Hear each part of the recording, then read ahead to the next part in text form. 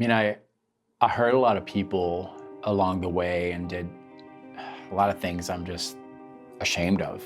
But I have to remind myself that I was being controlled by this thing, and I think I got to a point where I can forgive myself, but it's still difficult. And for the rest of my life, I have to be careful. And yeah, I was an addict. The first time I got exposed to this stuff, I think it was in a Guitar Player magazine. It was an article on alternate picking, and it said something along the lines of, practice this if you want to develop killer guitar speed. Now, at the time, I was 15 years old, and man, I got hooked right away. It was pretty fresh into my journey as a guitar player. I had been playing for about 6 months. I had a few things under my belt. I could play chords, I could play a few songs, and I knew the minor pentatonic scale. And when I saw that article, I was in. At the time, I was really into guitar solos. That's what got me into playing guitar. It's just something so cool about it, and I wanted that coolness factor. There's a problem though. See, I could barely hold my guitar pick without dropping it after 30 seconds, and my speed was as fast as it takes me to make a point in my videos. So yeah, when I read that exercise could help me develop massive speed, I was all in. At first it was a little challenging, something about the fingerings, especially that pinky, that took a while to get used to. But eventually I could play it by memory. I got a little bit faster, a little more comfortable with it, and that's how it happened. I got hooked. See, the thing is, it's really subtle. You don't realize it until it's too late. See, I would come back from school, grab my guitar with every intent to memorize a new scale or work on my chords, and without even realizing it, here I was, playing that exercise. At first, you tell yourself that it's just to warm up, get your fingers moving. But then you mess up, so you try it again. And then you wonder, maybe I could play that a little bit faster. And there you are, one more time.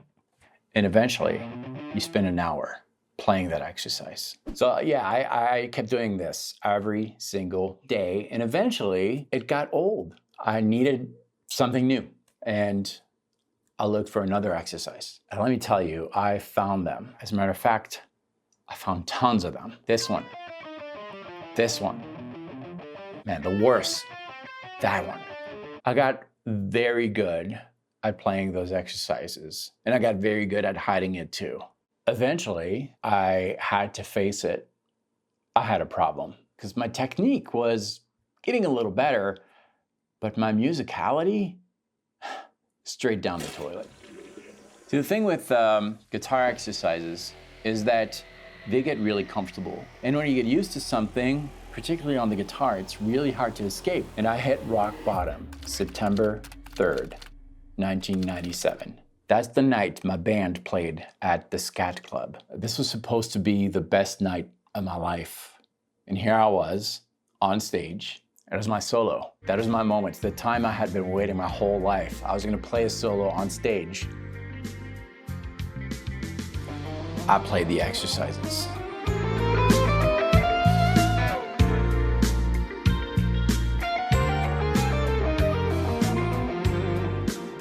Yeah, so that happened. Now, this is really interesting. The next day, here I was at my lowest. I knew I had a problem, and I went to this local coffee shop. And while I was waiting for my drink, I noticed on the community board this card.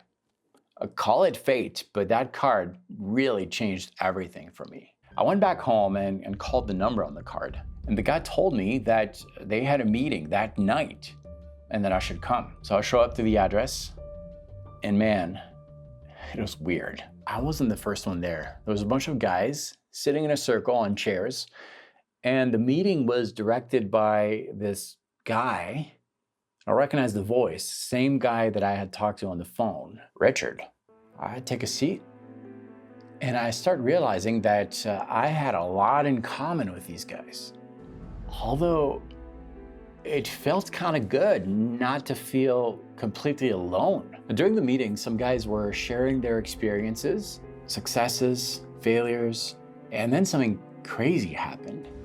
Richard grabbed a guitar and started playing one of those exercises I was so familiar to. I thought it was a bold move because I could tell that we all wanted to start playing it too. But it was different though. He was playing it in a different way. And then Richard started preaching to us. Richard told us why we were all addicts. It was because we never really engaged our musical minds when we were practicing these exercises. And then he told us something that I still remember to this day. He said, those exercises are not bad as long as you approach them as stories. And then he showed us. He took one of these exercises and instead of playing it the way we've all been playing it for so many years, he added feel to it, intonation, slight variations. We were all captivated and excited. Total game changer. That was the missing piece. That was the key for us to escape our addiction. And we all realized that those exercises we'd all been playing religiously for so many years had been helpful for our technique, but we were all missing that musicality part. As soon as I got back home, I started implementing what Richard taught us. It's almost as I rediscovered the joy of playing music. And the beauty of this is that it really changed my playing. I was more intentional, more thoughtful, and my inner musician became alive. I kept going to these meetings, and each time I came back with something new, and they kept getting better and better year after year. But out of all of them, the very best one was the meeting in which Richard taught us about the stop and go technique, which I covered in this video.